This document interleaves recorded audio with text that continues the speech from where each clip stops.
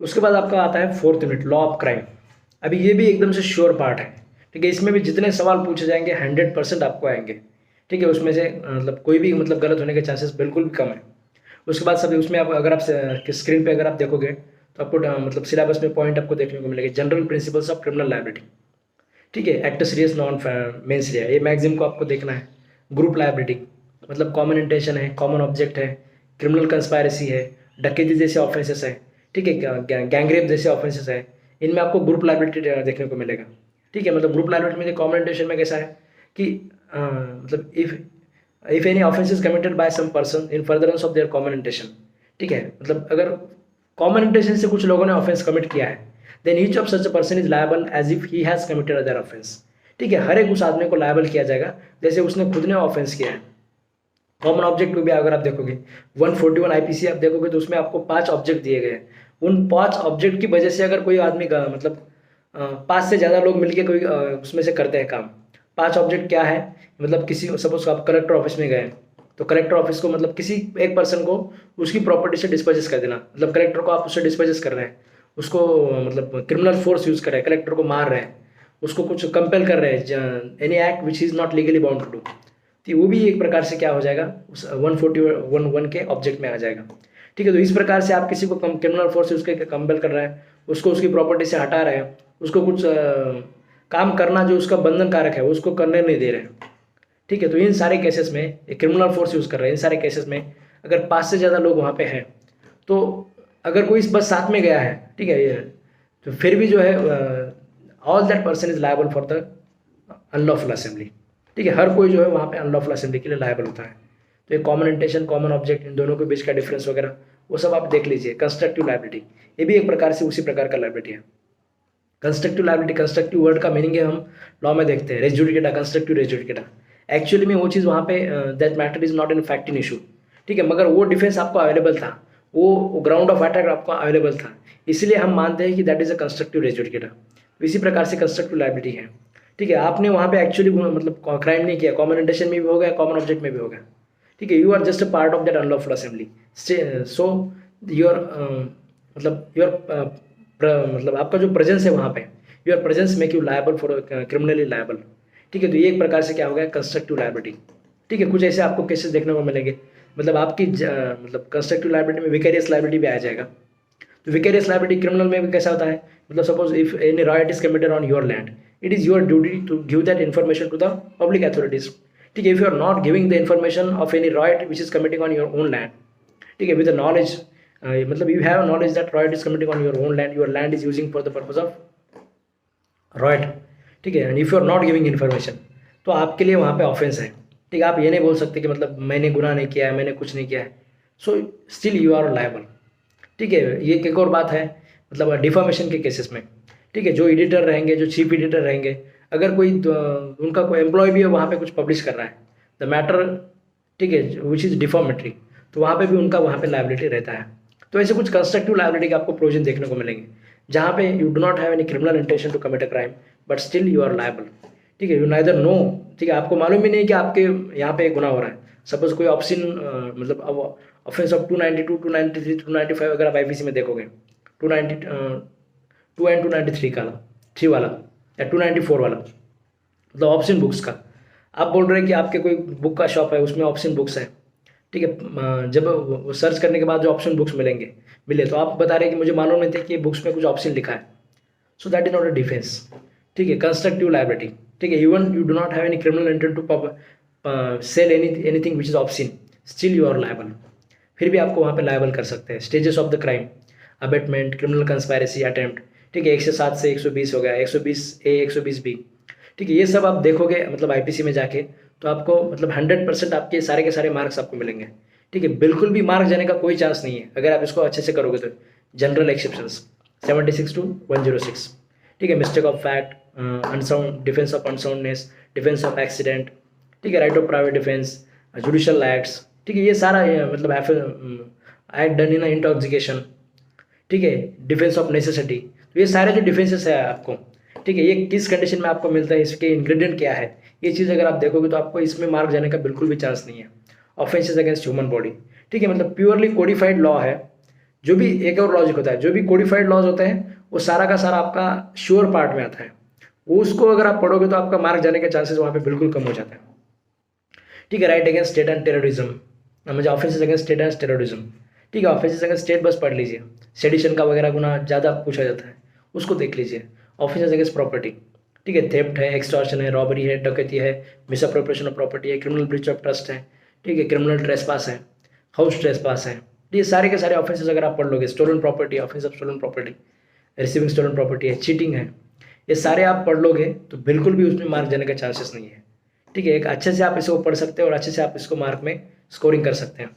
Offences against women and children, आपको पूरा का पूरा लिस्ट वहाँ पे आपको देखने को मिलेगा, वो भी उसमें गलत होने का चांसेस नहीं है। Drug trafficking and counter fitting, ठीक है, काउंटर फिटिंग के वगैरह देख लीजिए, ड्रग ट्रैफिकिंग के ऑफेंसेस वहाँ पे दिए हैं। ऑफेंसेस अगेंस्ट पब्लिक ट्रैंक्विलिटी में जो मैंने आपको बताया, 141 अनलॉफुल असेंबली, रॉयटिंग, ठीक है, कॉमन ऑब्जेक्ट, ये सारी चीज़ें आप वहाँ पे देख लीजिए, 141, 146, 149 कॉमन ऑब्जेक्ट वाला। ठीक है, ये सारी चीज़ें अगर आप देखोगे मतलब तो आपको उसमें मतलब गलत होने का बिल्कुल भी चांसेस नहीं है।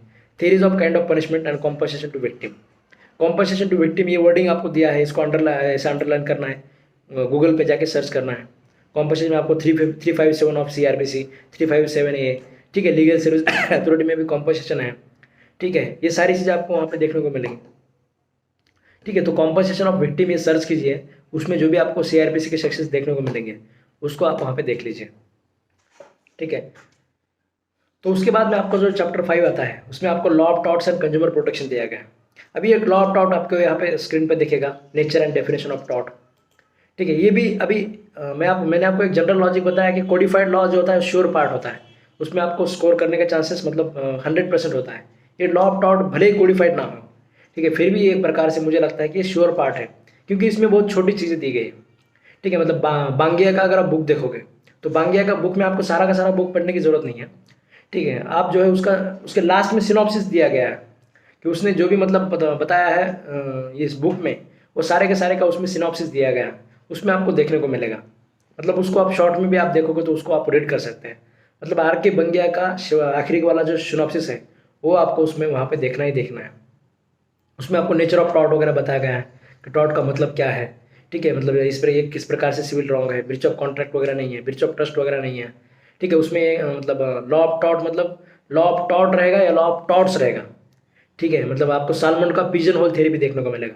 पिजन होल थ्योरी मतलब एक होल है बस, इसमें अगर वो फिट बैठता है तो ऑफेंस ऑफ टॉर्ट है। मतलब सपोज यहाँ पे जो भी आप मतलब जो डिफरेंट टॉर्ट्स जो है, मतलब न्यूसेंस का टॉर्ट है, डिफामेशन का टॉर्ट है, ट्रेसपास टू पर्सन है, रिमोटनेस मतलब या फिर निग्लिजेंस है, मेडिकल प्रोफेशनल निग्लिजेंस है।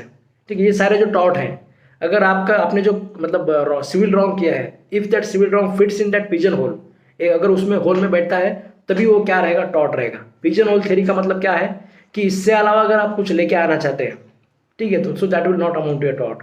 मगर ये पिजन होल थ्योरी को क्रिटिसाइज भी किया जाता है। ये मतलब इस पिजन होल थ्योरी किसने लाया, इसके ऊपर 2-3 बार मतलब बहुत बार सवाल पूछा गया। ठीक है, 2-3 बार तो मैंने एग्जाम में देखा है कि मतलब लास्ट ईयर के क्वेश्चन पेपर में आपको ये बहुत बार पूछा गया है कि पिजन होल थ्योरी किसने लाया है, सॉल्मन ने लाया है। ठीक है, सॉल्मन का मतलब क्या था, मतलब वो क्या कहना क्या चाहता था कि it is just a law of torts. ठीक है, लॉ ऑफ टॉर्ट्स मतलब कुछ स्पेसिफिक ऐसे टॉर्ट है, इसके अलावा अगर आप कुछ लाना है तो नहीं ला सकते। इससे अलावा अगर कोर्ट को लगता है कि that is also civil wrong, that is also needs a compensation, तो वो कोर्ट इसमें नहीं ला सकता, ऐसा सॉल्मन का कहना है। क्योंकि कितने सारे लास्ट ईयर आप देखोगे, कितने सारे मतलब पीछे के ईयर्स आप देखोगे, रिसेंट में कोई टॉर्ट ऐसे उभर के नहीं आया है कि नया टॉर्ट हो गया, ऐसा नहीं आया है। एक स्पेसिफिक टॉर्ट्स है, उन टॉर्ट्स में अगर आपका सिविल रॉन्ग बैठता है तभी आपको वहाँ पे कॉम्पनसेशन मिलेगा। That is a pigeon hole theory. ठीक है, मतलब स्पेसिफिक प्रकार के टॉर्ट है। लॉ ऑफ टॉर्ट का मतलब क्या होगा, ये हो गया law of torts as per the Salmond. ठीक है, लॉ ऑफ टॉर्ट का मतलब क्या है कि अगर आपको कोई भी चीज़ लगता है कि इट इज़ मतलब इससे कुछ कॉम्पनसेशन देने की ज़रूरत है, that is something which is looks like a civil wrong, so ये इस प्रकार से रॉन्ग हो जाएगा, उसको कॉम्पनसेशन भी मिलेगा, that is a law of tort. ठीक है, मतलब वो पिजन होल थ्योरी को लोग मानते नहीं है। उन्होंने कहा है कि भाई इतने सारे जो टॉर्ट आए ये भी कहाँ से आए, ये भी तो किसी केसेस से आए, सुप्रीम कोर्ट के वगैरह केसेस से आए हैं। ठीक है, मतलब जो लाइबिलिटी में वगैरह हम सुप्रीम कोर्ट में चेंजेस करते हैं वो भी उसी प्रकार से आया है। तो इस प्रकार से नए टॉर्ट के भी आने की भी चांसेस है। ये मानने वाले लोग पिजन होल थ्योरी को नहीं मानते हैं, वो लॉ ऑफ टॉर्ट्स नहीं बोलते, लॉ ऑफ टॉर्ट बोलते हैं। और जो लोग पिजन होल थ्योरी को मानते हैं वो लोग लॉ ऑफ टॉर्ट्स बोलते हैं। ठीक है, तो ये पूछा गया है बहुत बार सालमन का, पिजन होल थ्योरी का मतलब क्या है।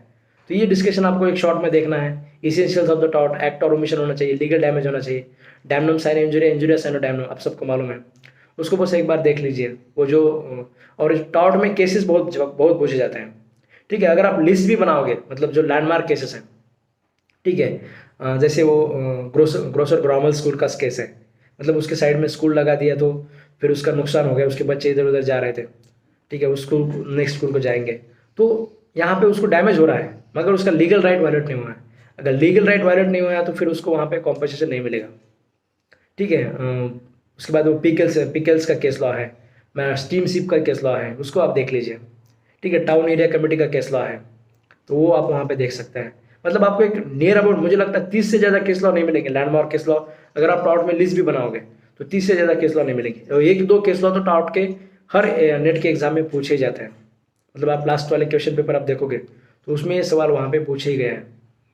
उसके बाद जनरल डिफेंसेस है, जैसे वॉलंटरी नॉन फिट इंजरिया, ठीक है, हुई over consent he can not complain, ठीक है, जिसने कंसेंट किया वो कहाँ कंप्लेन नहीं कर सकता। ठीक है, रेस्क्यू केसेस है, अगर आप किसी को बचाने जा रहे हैं, ठीक है, तो उस केसेस में आप ये कर रहे हैं तो वहाँ पे भी आपको ये नहीं मिलेगा।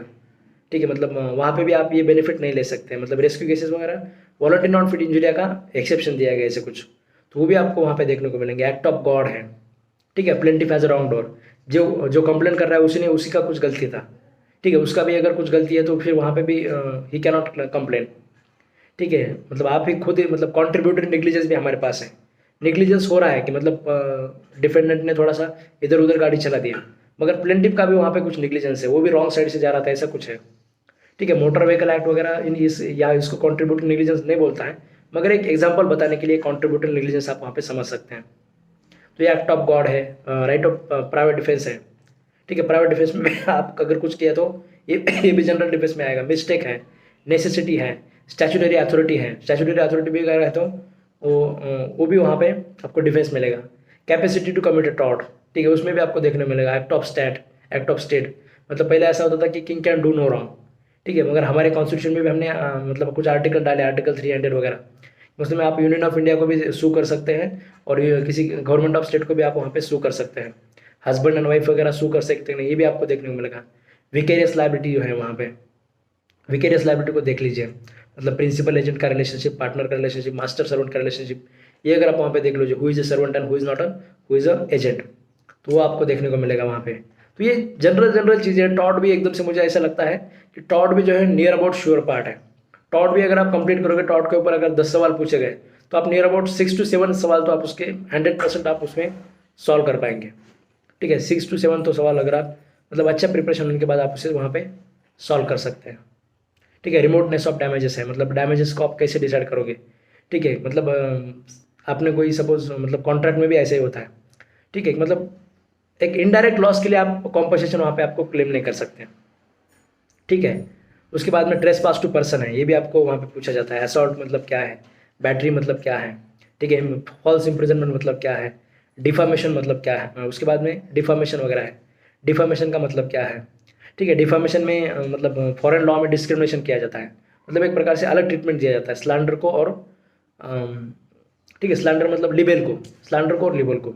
ठीक है, अगर आपने रिटर्न में डिफामेशन कर दिया तो वो परमानेंट फॉर्म में होता है, उसका कॉन्सिक्वेंसेस मतलब बस वही पनिशेबल ऑफेंस है फॉरेन कंट्रीज़ में। इंडिया में स्लैंडर एंड जो लिबेल है दोनों को सेम ट्रीटमेंट दिया जाता है। Slander is also punishable and libel is also punishable in India. ठीक है, तो आपको ये वहाँ पे देखने को मिलेगा। यूनिडो जो है मतलब अल्टरनेटिव एक्सप्रेशंस, अगर आप कुछ अल्टरनेटिवली भी बोल रहे हैं किसी को और उससे भी अगर किसी का डिफॉर्मेशन हो रहा है तो that is also punishable offence. ठीक है, तो ये सारी चीज़ें आपको यहाँ पे देखना है। Strict liability and absolute liability, ठीक है, मतलब रेलैंड वर्सेस फ्लेचर का जो केस है वो केस लॉ आपको वहाँ पे अच्छे से देखना है। मतलब इंडिया में मतलब जैसे जस्टिस ने बोल दिया कि 100 साल पहले जो मीनिंग आया था उससे हम बाउंड नहीं करते। ठीक है, हमें उस मीनिंग को देखने की ज़रूरत नहीं, उसको फॉलो करने की ज़रूरत नहीं है।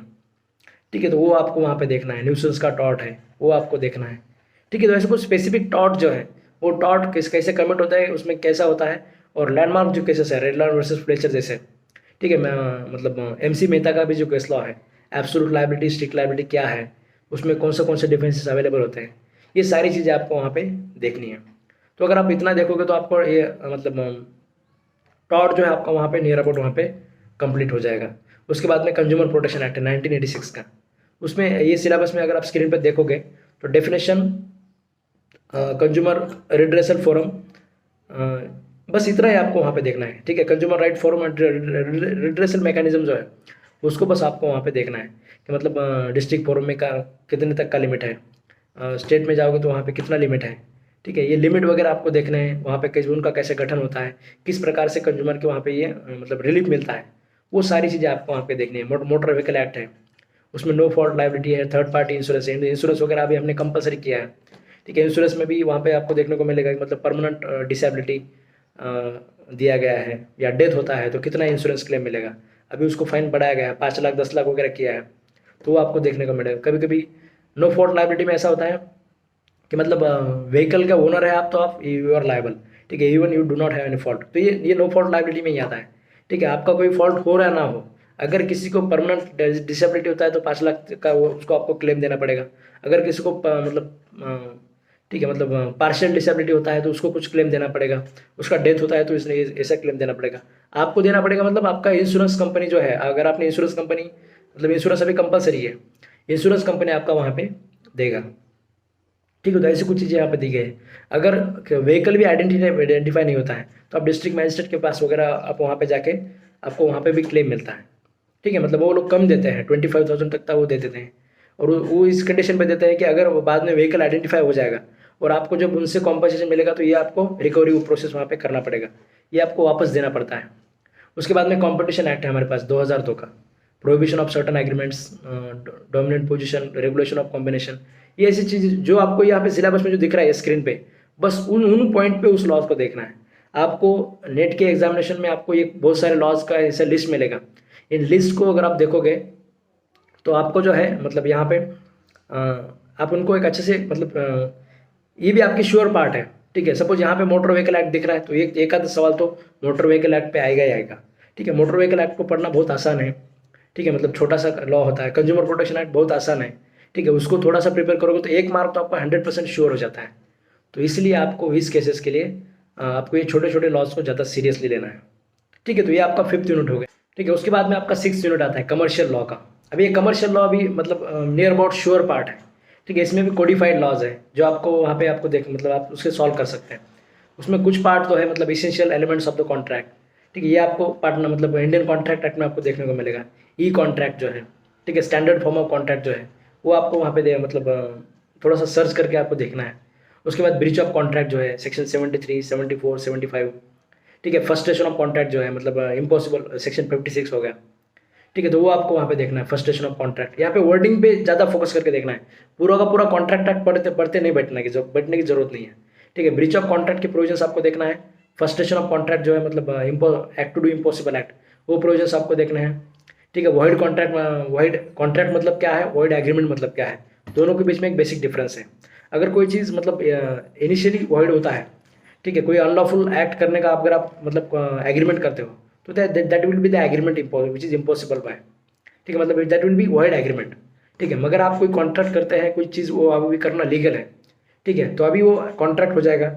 उसके बाद में अगर if situation changes, government bans anything और गवर्नमेंट मेक्स समथिंग इलीगल, ठीक है, उस कॉन्ट्रैक्ट को अगर गवर्नमेंट इलीगल कर देता है तो बाद में वो चीज़ इलीगल हो जाएगी। So that will be the void contract. So there is a difference between void agreement and void contract, तो वो आपको देखना है। वॉइडेबल एग्रीमेंट मतलब क्या होता है, ठीक है, agreement which is enforceable at the option of one party but not the option of another party, तो आपको उस तरह से देखना है वॉइडेबल एग्रीमेंट मतलब क्या होता है। कॉन्ट्रैक्ट में कुछ वॉइड एग्रीमेंट्स की लिस्ट दी है, वो लिस्ट आपको वहाँ पे देखनी है, ठीक है। कॉजी कॉन्ट्रैक्ट एक है हमारे पास, स्टैंडर्ड फॉर्म ऑफ कॉन्ट्रैक्ट, मतलब जो बड़ी कंपनीज वगैरह जो होती हैं, ठीक है, ये कंपनीज वगैरह आपके साथ कॉन्ट्रैक्ट करती है तो आपका निगोशियबल पावर कम होता है। वो लोग इतने सारे क्लॉजेस वगैरह दिखे, अगर उसमें से क्लॉजेस आपने एग्री भी किए हैं, अगर आपने हर एक पेजेस पे साइन भी किया है, ठीक है, फिर भी जो है कोर्ट वहाँ पे आप कोर्ट में बोल सकते हैं कि sir there are some things which is मतलब आपका बार्गेनिंग पावर कम है और there are some things which are unreasonable. तो अगर ऐसे कुछ अनरीजनेबल एग्रीमेंट क्लॉजेस वहाँ पे होते भी है, स्टिपुलेशंस होते भी हैं, तो स्टैंडर्ड फॉर्म ऑफ कॉन्ट्रैक्ट के हिसाब से वो सारी चीज़ों का मतलब इनइफेक्चुअल होते हैं, उनका कोई इफेक्ट नहीं होता है। तो ऐसे कुछ स्टैंडर्ड फॉर्म ऑफ कॉन्ट्रैक्ट को भी आपको थोड़ा सा देखना है। ये अनश्योर पार्ट आएगा, इसके ऊपर क्या पूछेंगे पता नहीं। मगर कॉजी कॉन्ट्रैक्ट जो है, ठीक है, ये आपको 100% श्योर आपको ये सवाल उसमें से मतलब आप किसी सॉल्व कर सकते हैं। ठीक है, मतलब स्पेसिफिक प्रकार के कॉजी कॉन्ट्रैक्ट हमारे इंडियन कॉन्ट्रैक्ट एक्ट में रिकॉग्नाइज किए हैं। ठीक है, जैसे कि मतलब अगर आप किसी बच्चे को मतलब पर्सन इनकैपेबल टू कॉन्ट्रैक्ट जो है उसको अगर आप कुछ नेसेसिटी सप्लाई करते हो तो आप बाद में उसकी प्रॉपर्टी से रीएम्बर्स कर सकते हो। अगर आप गलत मतलब if any payment is due by some another person and if you are interested in that payment and if you make that payment then you can reimburse that money. ठीक है, मतलब सपोज आप घर में मतलब आप टेनेंट है, अगर आप लाइट बिल भरते हो जो घर मालक ने भरना चाहिए, मतलब आपके लैंडलॉर्ड ने भरना चाहिए, बाद में अगर आप उसे आपके मतलब जो भी आपका रेंट है उससे आप उसको रिएम्बर्स कर सकते हो, क्योंकि पेमेंट देना था लैंडलॉर्ड ने, उसको आपने दिया है and you are interested in that payment. ठीक है, तो आप वहाँ से वो पेमेंट ले सकते हैं। अगर आपने गलती से किसी के घर पे पिज़्ज़ा डिलीवर कर दिया तो आप बाद में उस पिज़्ज़ा के पैसे ले सकते हैं। कॉजी फॉर्म ऑफ कॉजी कॉन्ट्रैक्ट मतलब एक ही का ऐसा प्रकार, एक मतलब चीज़ ऐसा होता है, इसमें फॉर्मेशन ऑफ कॉन्ट्रैक्ट का जो पार्ट होता है मतलब प्रपोजल देना है, एक्सेप्टेंस करना है, that thing is absent.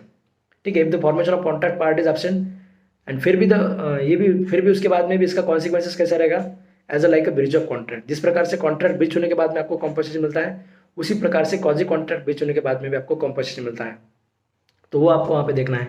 Specific contracts, contract of bailment, pledge, indemnity, guarantee, ठीक है, ये सारे के सारे जो स्पेसिफिक कॉन्ट्रैक्ट है, एजेंसी, ठीक है, ये भी आपको वहाँ पे आप फॉर श्योर पार्ट है, ये भी आप उसको अच्छे से प्रिपेयर करोगे तो आपका एक भी मार्क जाने का बिल्कुल चांस नहीं है।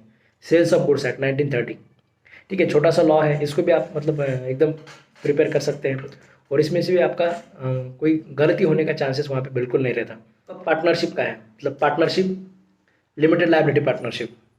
ठीक है, अभी ये क्या है कि मतलब पार्टनरशिप का जो कंसेप्ट है, मतलब पार्टनरशिप, ये लिमिटेड लायबिलिटी पार्टनरशिप क्यों आया है कि पार्टनरशिप मतलब आपका जो लायबिलिटी होता है पार्टनरशिप फर्म में, आपका जॉइंट एंड सेवरल लायबिलिटी होता है। ठीक है, मतलब each own whole and all one as whole. ठीक है, हर कोई लायबल होता है बाकी के सारे लोगों के शेयर के लिए भी। ठीक है, मतलब सपोज अगर एक व्यक्ति एक आध पार्टनर इंसॉल्वेंट हो जाता है, उसके पास कुछ भी नहीं बचता है, तो सारा का सारा जो कर्जा होता है वो बाकी के पार्टनर से आपको वसूल कर सकते हैं। कंपनी में ऐसा नहीं होता है। कंपनी में ऐसा होता है कि you are liable only for the share, your share, आप बस अपने शेयर के लिए लायबल है, अदर इसके लिए आपका कोई पर्सनल लायबिलिटी वहाँ पे नहीं रहता है। ठीक है, मतलब person is liable only for the only the share of person is liable and person is not personal liable, ये कंपनी में होता है। पार्टनरशिप और कंपनी के बीच का हमने एक मतलब रास्ता निकाला है and that is a limited liability partnership. ठीक है, तो उसको भी आपको वहाँ पे थोड़ा सा देखना है, उसका भी एक लॉ हमने बनाया है, वो लॉ वहाँ पे आपको देखना है। उसके बाद नेगोशिएबल इंस्ट्रूमेंट एक्ट है आपके पास सिलेबस में, ये थोड़ा सा आपको डिफिकल्ट लॉ लगेगा, शुरुआत में इसके बहुत सारे टर्म्स वगैरह दिए गए, इसमें चेक बाउंसिंग के वगैरह कंसेप्ट बस देख लीजिए। उसके अलावा अगर कुछ आज आ जाता है तो मुझे नहीं लगता है इसके लिए ये सारा का सारा लॉ पढ़ना ज़रूरी है। अगर आप टीचिंग, ये आपके प्रोफेशन बनना है, ये आपका पैशन है, उसके लिए आपको ज़्यादा स्टडी करना है, तो आप नेगोशिएबल इंस्ट्रूमेंट एक्ट के बाकी के शुरुआत में से सारे के सारे प्रोविजंस देख सकते हैं। अदरवाइज जो लोग बस मतलब इसको मतलब अभी जिनके पास ज़्यादा टाइम नहीं है, ठीक है, स्पेसिफिकली हम बोलेंगे जिनके पास ज़्यादा टाइम है वो देख लीजिए उसको अच्छे से। जिनके पास ज़्यादा टाइम नहीं है वो जो चेक बाउंसिंग के जो प्रोविजन, चेक बाउंसिंग के वगैरह 148 के आसपास के, तो वो प्रोविजंस आप इसको ज़्यादा फोकस कीजिए। उसके बाद कंपनी लॉ, कंपनी लॉ सारा का सारा नहीं पढ़ना है, इसमें जो दिया गया है इनकॉर्पोरेशन ऑफ कंपनी, प्रोस्पेक्टस, ठीक है, शेयर एंड डेप्ट nature and provisions of directors and meetings and corporate social responsibility. ठीक है, ये सारे जो वर्डिंग आपको दिए गए हैं, आपको वहाँ पे चैप्टर्स में, पार्ट्स में आपको ये सब देखने को मिलेगा, तो बस उतने जगह पे आपको ये पढ़ना है। कॉर्पोरेट सोशल रिस्पॉन्सिबिलिटी है जो आपको स्पेसिफिकली वर्डिंग दिया है, तो इसके ऊपर आपको ज़्यादा सवाल पूछे जाएंगे, कितने % का करना है, कैसे कर सकते हैं। ठीक है, तो ये आपका हो गया 6th यूनिट, इसको आप इस तरह से प्रिपेयर कर सकते हैं। ये मेजॉरिटी ऑफ द पार्ट जो आपका श्योर पार्ट है, इसको आपको ज़्यादा से ज़्यादा फोकस करना है और इसके ऊपर ज़्यादा जो भी सवाल आएंगे आप उसको 100% मतलब मार्क्स उसमें आपको मिल जाएंगे। ठीक है, तो उसके बाद में जो आपका जो है 7th यूनिट वो आपका फैमिली लॉ। फैमिली लॉ में भी आपका जो भी पार्ट जिसमें कोडिफाइड लॉ है, ठीक है, मतलब सपोज हिंदू मैरिज एक्ट हो गया, हिंदू मेंटेनेंस अडॉप्शन एक्ट हो गया, ठीक है, ये सारे जो कोडिफाइड लॉज है, या डिवोर्स एक्ट हो गया, ठीक है, सक्सेशन एक्ट हो गया, इंडियन सक्सेशन एक्ट हो गया, हिंदू सक्सेशन एक्ट हो गया, ठीक है, स्त्री धन वगैरह जिसे आप यहाँ पे देखने को मिलते हैं। ठीक है, वो सारी की सारी चीज़ें जो है मतलब यहाँ पे श्योर पार्ट में आती हैं। और बाकी जो चीज़ें हैं मतलब विल मतलब क्या मुस्लिम का जो फैमिली लॉ है, ठीक है, मतलब मेजॉरिटी ऑफ द वहाँ पे शरीयत लॉ छोड़ कर आप देखोगे तो अनकोडिफाइड लॉ है। तो इसको अगर आप ज़्यादा पढ़ोगे तो कितना ही पढ़ोगे, क्या आएगा कुछ समझ में नहीं आता है वहाँ पे। तो इसके लिए आपको बस वहाँ पे जो आपने बुक लिया है, लॉ का जो बड़ा बुक लिया है आपने इस पेपर को प्रिपेयर करने के लिए, जो अनश्योर पार्ट के लिए बस वो देख लीजिए, बाकी के जो लॉज हैं वो आप वहाँ पे देख लीजिए। अभी यहाँ पे भी एक लॉजिक होता है, एग्जामिनर जब पेपर बनाता है तो जो कोडिफाइड लॉज होते हैं उनके ऊपर सवाल पूछना आसान हो जाता है। ठीक है, मतलब ये स्टूडेंट्स को भी आसान होता है और टीचर को पूछने के लिए भी आसान होता है। तो ज़्यादातर सवाल Hindu marriage act, Hindu succession act, Hindu adoption maintenance act और यहाँ पर जो दिया है स्त्री धन वगैरह, इनके ऊपर ज़्यादातर सवाल पूछे जाते हैं। मेंटेनेंस का प्रोविजंस है, मेंटेनेंस में Hindu maintenance, Hindu major act का भी देख लीजिए और CRPC 125 जो है उसमें भी देख लीजिए। एडॉप्शन गार्डियनशिप एक्नॉलेजमेंट का उसका भी लॉ है, वो देख लीजिए। यूनिफॉर्म सिविल कोड के लिए हमारे कॉन्स्टिट्यूशन के कुछ प्रोविजंस देख लीजिए। ठीक है, तो ये आपका 7th यूनिट है। इसमें जितना कोडिफाइड लॉ है that is a sure part, and जो भी अनकोडिफाइड लॉ है दैट इज़ अनश्योर पार्ट, उसमें आपको ज़्यादा वक्त नहीं लगाना है। ठीक है, तो उसके बाद का जो आपका जो ये 8 यूनिट है, environmental law and human right law. ठीक है, तो इसमें भी आपको बहुत सारा श्योर पार्ट आपको देखने को मिलेगा, बहुत सारा अनश्योर पार्ट है। ठीक है, श्योर पार्ट में जो आपको एनवायरमेंट में जो पूछा जाता है, मतलब यहाँ पे आपको स्क्रीन पे दिखेगा, meaning and concept of environment and environmental pollution. ठीक है, तो ये भी एक प्रकार से थोड़ा सा अनश्योर पार्ट हो जाता है। इसमें क्या क्या पूछेंगे, meaning of concept of environment में क्या है, ये थोड़ा सा ये हो जाता है। मगर जो international environmental law and UN conferences जो है, ठीक है, या फिर उसके बाद में constitutional and legal framework and protection of environment जो आपको दिख रहा है यहाँ पे, एनवायरमेंटल इम्पैक्ट असेसमेंट जो आपको दिख रहा है, ये सारी चीज़ें जो है यहाँ पे श्योर पार्ट में आती है। नेशनल ग्रीन ट्रिब्यूनल जो है ये भी आप श्योर पार्ट में बोल सकते हैं, 2010 का लॉ है उसके ऊपर का। ठीक है, तो उसके बाद में ह्यूमन राइट का जो लॉ है उसमें भी आपको मतलब ये सारा जो यूनिवर्सल एंड कल्चरल रिलेटिविज्म, उसके बाद इंटरनेशनल बिल ऑफ राइट जो है, ये universal and cultural relativism unsure part में आएगा। इंटरनेशनल बिल ऑफ राइट जो है श्योर पार्ट में आएगा। इंटरनेशनल बिल ऑफ राइट मतलब क्या है, जो universal declaration of human right है उसमें 30 आर्टिकल्स है वो, जो उसके बाद इंटरनेशनल कन्वेंशन फॉर मतलब कल्चरल राइट्स के लिए कन्वेंशन है और इकोनॉमिक राइट्स के लिए कन्वेंशन है। ये जो 3 कन्वेंशंस है, ये जो 3 डॉक्यूमेंट है, इन 3 डॉक्यूमेंट को मिला के इंटरनेशनल बिल ऑफ राइट्स कहा जाता है। तो इस डॉक्यूमेंट को आप वहाँ पे देख लीजिए। ये 3 डॉक्यूमेंट भी आप अगर आप देख लोगे, इनके ऊपर एक ना एक सवाल वहाँ पे पूछा जाता है, तो वो भी आपका श्योर पार्ट में आएगा। ठीक है, उसके बाद ग्रुप राइट्स में women, children, person with disability, elderly, minorities, weaker sections, इनके ऊपर के कुछ कॉन्स्टिट्यूशनल जो प्रोविजंस है वो आपको वहाँ पे देखना है। ठीक है, उसके बाद में national protection of human right in India जो है, हमारे पास ह्यूमन राइट प्रोटेक्शन एक्ट है 1993 का, तो उसको आपको वहाँ पे देखना है। उसमें जो अमेंडमेंट हुआ है वो अमेंडमेंट वहाँ पे देखना है।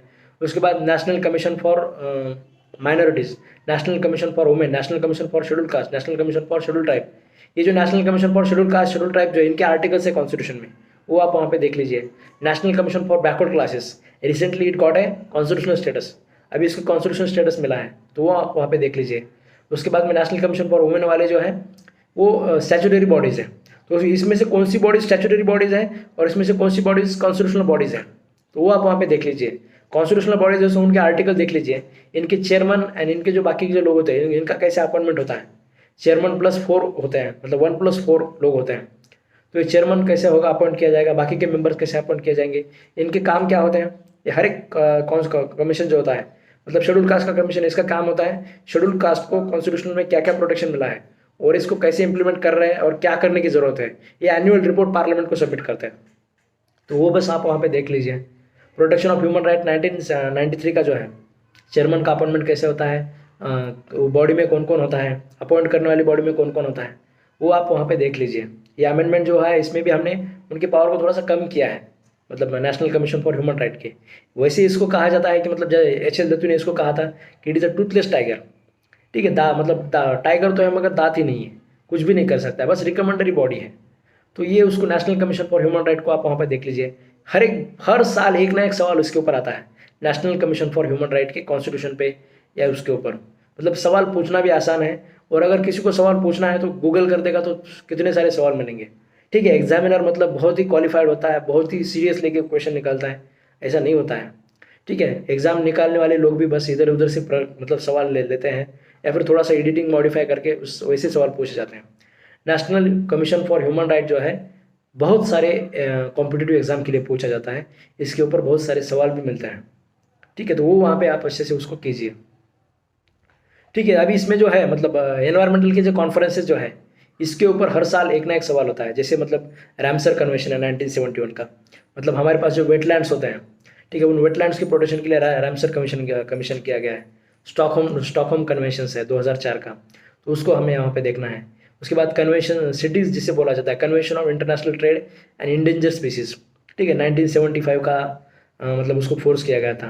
कन्वेंशन ऑन बायोलॉजिकल डाइवर्सिटी है ठीक है। बॉर्न कन्वेंशन है, मतलब बर्ड के प्रोटेक्शन के लिए। कौन सा कन्वेंशन है, कौन से ईयर में आया और किस पर्पज़ के लिए? मॉन्ट्रियल प्रोटोकॉल, जो मैंने आपको बताया, ओजोन डिप्लेशन के लिए।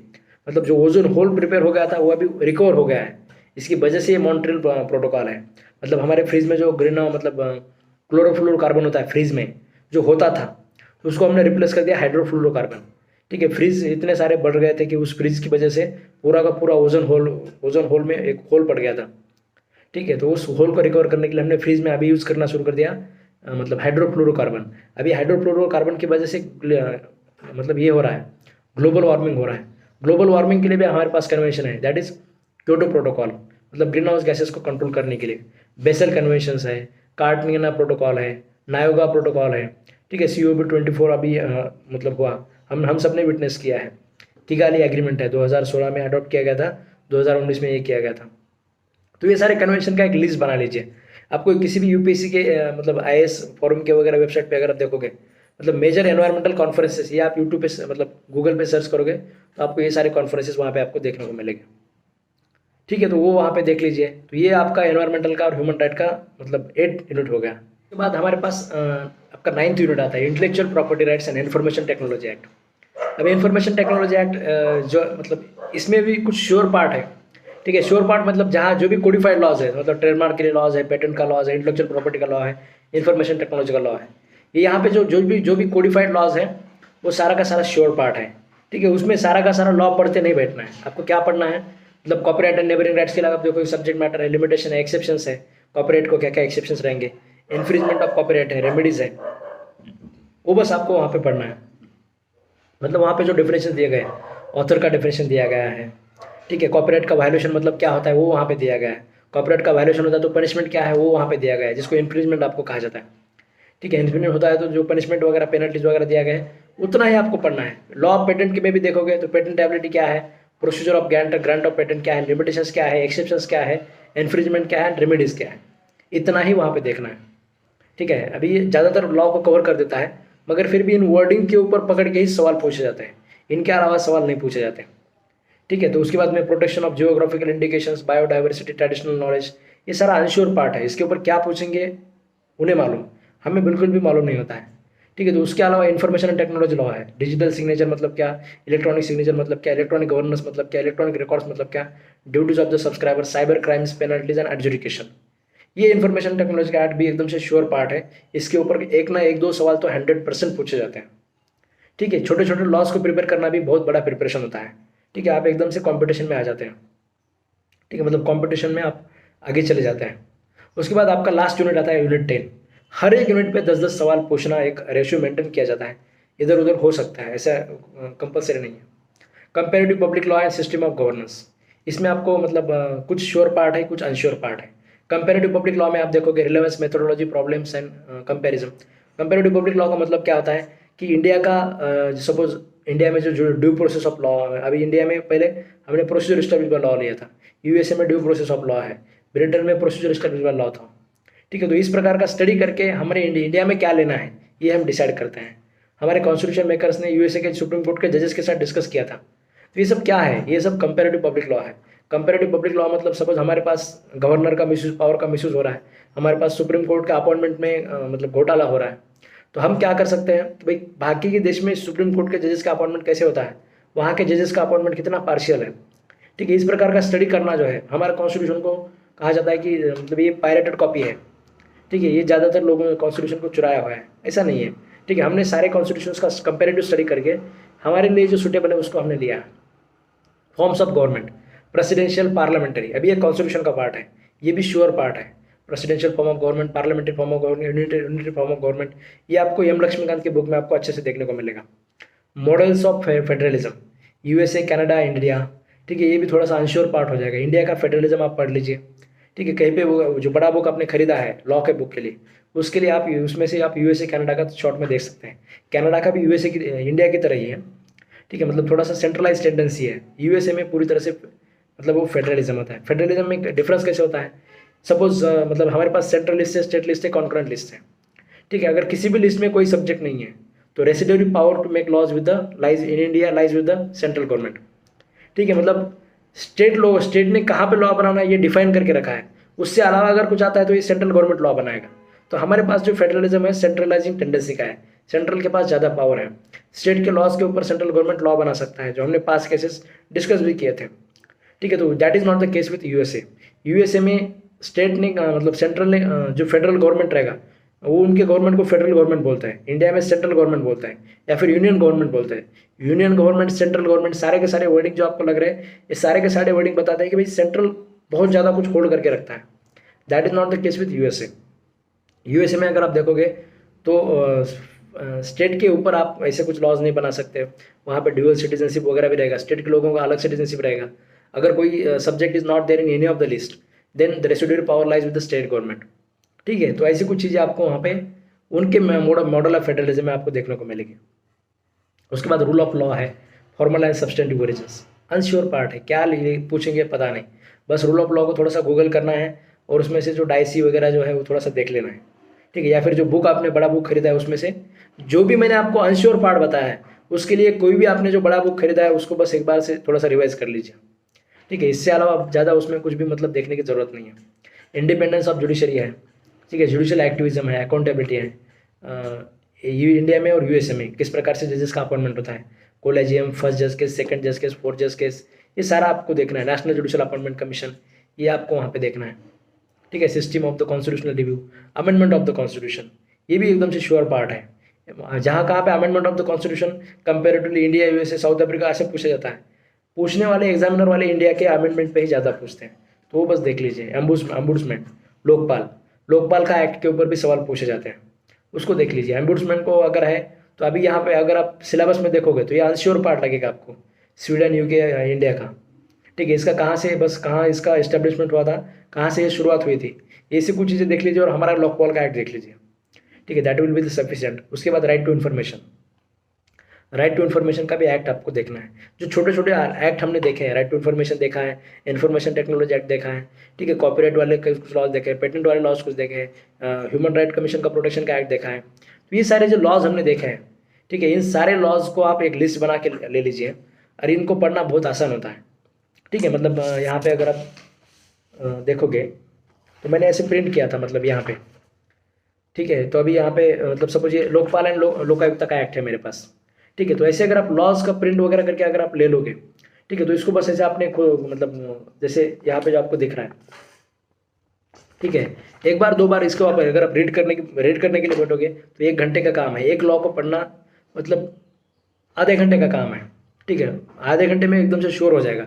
और आप सारे लॉ को एक आधे घंटे में एक बार पढ़ के रखोगे तो बाद में जब भी आप एग्जाम के लिए जाओगे तो उसके लिए 1 घंटा रिविजन के लिए सफिशिएंट है। ठीक है, कंज्यूमर प्रोटेक्शन एक्ट वगैरह, ह्यूमन राइट प्रोटेक्शन एक्ट वगैरह, ये छोटे छोटे लॉ जो है आपको एक मार्क आगे लेके जाएंगे। ठीक है, क्राउड से आगे बढ़ना है, क्राउड से अगर आप 1 मार्क भी आगे बढ़ जाते हो तो आप मेरिट में होते हो। ठीक है, तो आपका नाम वहाँ पे आप क्वालिफाइंग लिस्ट में आ जाता है। ठीक है, तो इस हिसाब से प्रिपेयर कीजिए। ठीक है, मैंने आपको बहुत ज़्यादा टाइम लेके ये बताया है, मगर हर एक सब्जेक्ट का, हर एक टॉपिक का मैंने स्ट्रेटेजी बताया है। इतना बड़ा सिलेबस देखोगे तो लगेगा कि भाई बहुत बड़ा है, मगर बिल्कुल भी बड़ा नहीं है। ठीक है, उसमें से आप श्योर पार्ट अलग करो, अनश्योर पार्ट अलग करो। ठीक है, उसमें से इसको ये करो और फिर थोड़ा सा मतलब जो भी एग्ज़ाम के जो क्वेश्चन पेपर है लास्ट वाले उसको सॉल्व करके रखो। ठीक है, इतना करोगे तो इस एग्ज़ाम को क्रैक करना बिल्कुल भी डिफ़िकल्ट नहीं है। अगर कोई ये पूछ रहा है कि सर इसको कितना टाइम लगेगा क्रैक करने के लिए, अगर आप पूरा डेडिकेशन से एक 1.5 महीना स्टडी करते हो, 1.5 महीना is a more than sufficient. ठीक है, मैंने तो उसको बस 7-8 दिन में पढ़ के ये किया था, क्योंकि मेरा यूपीएससी का बैकग्राउंड था, ये एनवायरमेंटल के कन्वेंशंस वगैरह ये सारी चीज़ें मेरी पहले से प्रिपेयर था मैं इसके लिए।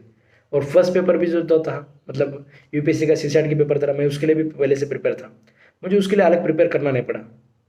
ठीक है, मगर आपको अगर आपका कोई ऐसा बैकग्राउंड नहीं है, कोई एमपीएससी के एग्ज़ाम वगैरह कोई नहीं है, तो 1.5 महीना मैंने आपको बता दिया। 1.5 महीना मतलब बहुत हो गया इसके लिए। ठीक है, 1.5 महीने में आप इसको मतलब 100% आप इसको क्रैक कर पाएंगे। ठीक है, फर्स्ट अटेम्प्ट में क्रैक होगा, सेकंड अटेम्प्ट की बिल्कुल भी ज़रूरत नहीं है। ठीक है, मुझे तो नहीं लगता कि कोई ज़रूरत है।